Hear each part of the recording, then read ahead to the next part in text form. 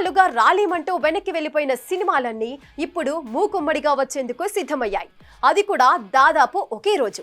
దీంతో బాక్సాఫీస్ వద్ద భారీ పోటీ తప్పని పరిస్థితి. మరి ఇంత కాంపిటీషన్లో నెగ్గేదెవరు? వసూళ్లలో సత్తా చాటేదెవరు? అసలు ఆడియన్స్ ని పలకరించే ఆ సినిమాలేంటి? ఊహించని కాస్టింగ్, తెర నిండా కాస్టింగ్, పాన్ ఇండియా రిలీజ్, ఇలా అంచనాలు అమాంతం పెంచేసుకున్న సినిమాలిప్పుడు ఆ బరువు మోయలేక తెగ సతమతమవుతున్నాయి.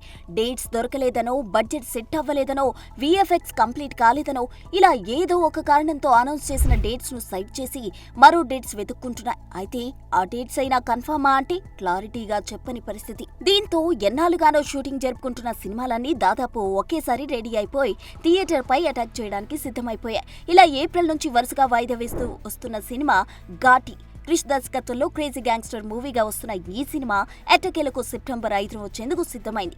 అయితే ఇదే రోజుపై మరో 3 సినిమాలు గురిపెట్టడం గమనార్హం. వీటిలో తేజ సజ్జా హీరోగా నటిస్తున్న లేటెస్ట్ చిత్రం మిరాయి ఒకటి. మంచు మనోజ్ విలన్ పాత్రలో నటిస్తున్న ఈ పీరియాడికల్ ఫిల్మ్ పై మేకర్స్ అంచనాలు భారీగానే పెట్టుకున్నట్టు కనిపిస్తోంది.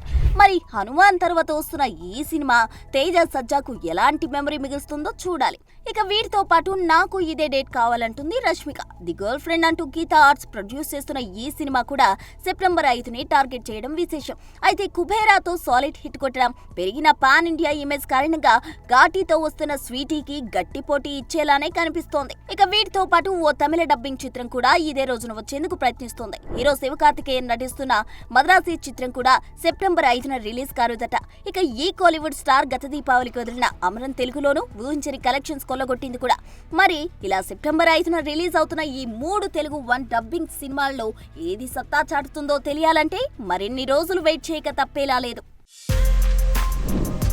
For more videos like this, subscribe Big TV channel.